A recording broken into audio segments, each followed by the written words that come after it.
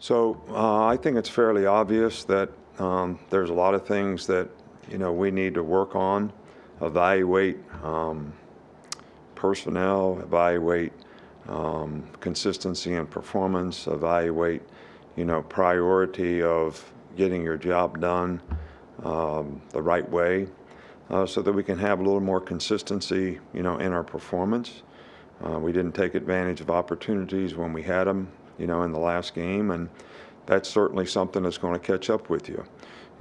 Players have to understand you got to do things to keep from losing before you can think about winning, which is turning the ball over, making mental errors, not reading things correctly, so that we can execute plays the way they're designed, and that's something that we, as a whole, as an organization, need to do a better job of working together with the players and the coaches, so that we can do a better job of getting that right. We're going to play a really good Tennessee team. This game means a lot to a lot of people in Alabama. It's kind of a rivalry game, and it's always been an important game for us. Tennessee's got an outstanding team. They're undefeated. Josh has done a really, really good job there. Probably one of the most explosive offenses, if not the most explosive offense, in the country. They've got really good wide receivers. 4 guys have lots of production. They've got 2 really good running backs, lots of production. The quarterback, Hooker, is, really done a nice job of executing their offense.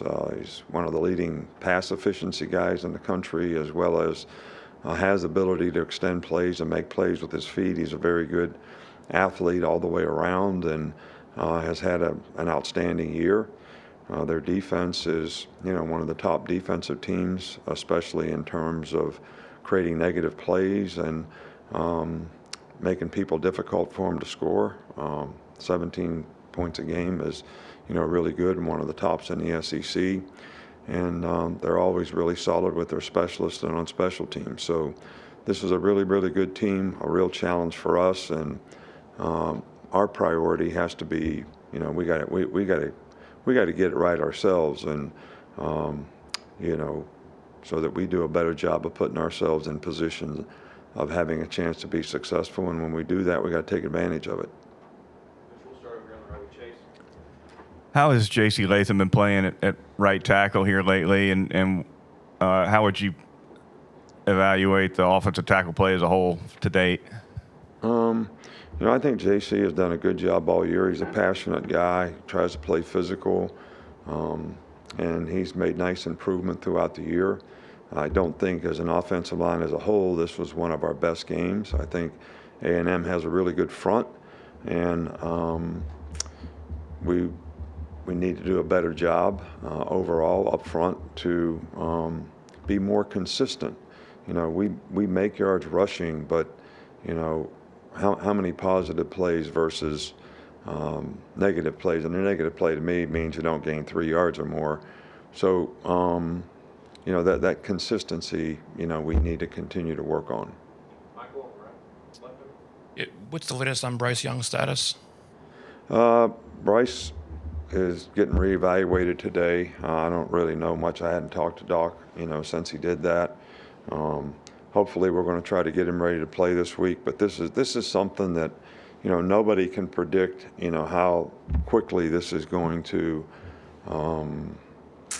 give him an opportunity to be able to go out and do what he needs to do. And, we'll see as the week progresses. But I don't have an update much more than that. After watching the film, just how effective did you think that package with Will and Dallas and Chris Braswell on the field together was at getting pressure on the quarterback? I thought we did a good job of getting pressure on the quarterback.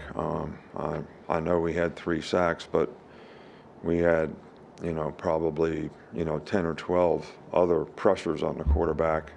So it worked well for us. It was effective. You talked about their defense that Tennessee has. What about their run defense specifically stands out to you for them? Well, they're physical up front. They play hard. They're aggressive in terms of their style of, bringing people, create negative plays. They tackle well. They play hard. They play well together. So They have a good understanding of, what they're trying to get done on each call. So they're a good front seven. What could the wide receivers do to make Jalen or Bryce's job a little easier in keeping the passing game consistent? Well, I don't know that no one's standing here blaming the receivers for anything. I think we all need to self-assess, and the only way you learn is when you make a mistake, you listen, you learn, you improve, you don't make the same mistake again. And we need to play better at all positions on offense relative to what we did in the last game, and I think most of the players would probably tell you the same. So I can't really say that the receivers didn't do what they were supposed to do. Could they do it better? Absolutely. Could we get better play at every position, whether it's quarterback, wide receiver, whatever? Absolutely. So that's what we're trying to focus on so that we can have more consistency running the ball and passing the ball. Coach, you talked about turnovers a little bit in your opening statement, and obviously you've still won all your games this year, but how challenging is it to win games when you have a negative turnover margin, and how much is that something you want the offense and defense to improve on in this last half of the season? Well, we've been emphasizing it like crazy, and this is the first time in a long time we've had a negative turnover ratio at this point in the season. We don't get enough turnovers on defense, and we've given the ball up more than we have historically, and both of those things need to improve because it is very, very challenging. I've said many times before, one of the most compelling stats relative to winning and losing is turnover margin. And every week we show the players, okay, if you're +1, you're +2, you're +3, all over the country, what was the record? If you're -1, -2, -3, all over the country, what was the record? And it's pretty compelling. So, it's one of the, and the players understand that, and they understand the value of turning the ball over relative to the other team, what the average turnover in a season allows you to score. And when you get a turnover, what that benefits you in scoring. So these are very important factors that have been emphasized, and we just need to do a better job. Hey, Coach.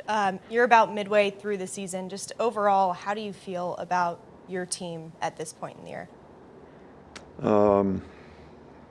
Look, I believe in our team, but I believe in our team when our team does the things that they need to do to have a priority of doing their job.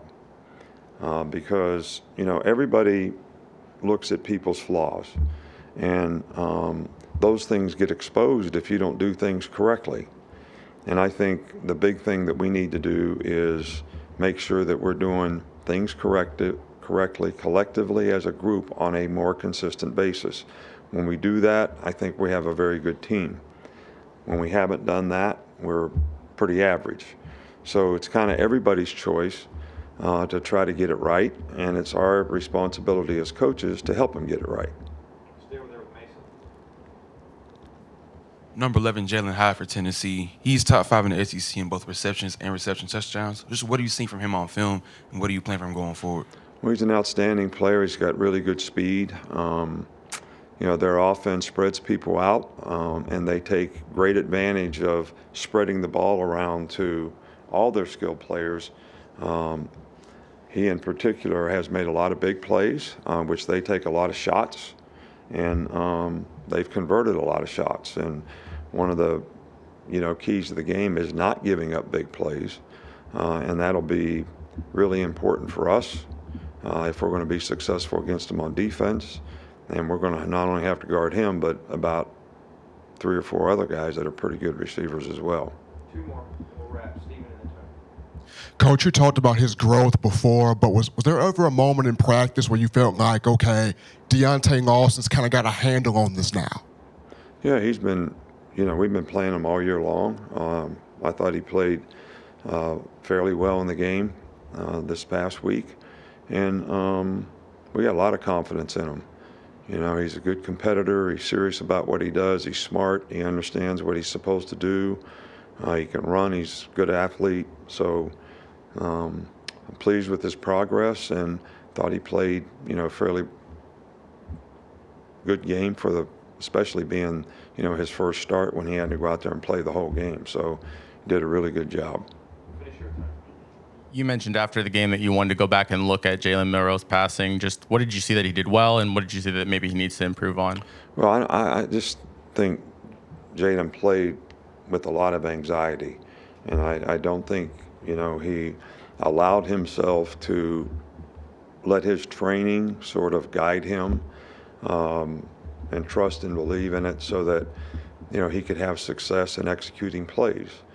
And you know, you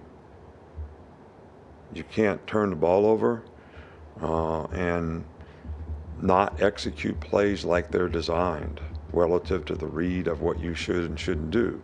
So those things are all things that we need to definitely improve on so that we can utilize all 11 players on our offensive team. We got skilled guys that can make plays. We got to, you know, distribute the ball at the quarterback position so they can. And whether it's a run or a pass or an RPO or an advantage throw, you got to make the right choices and decisions on those things. And I think we definitely need to improve in all those areas.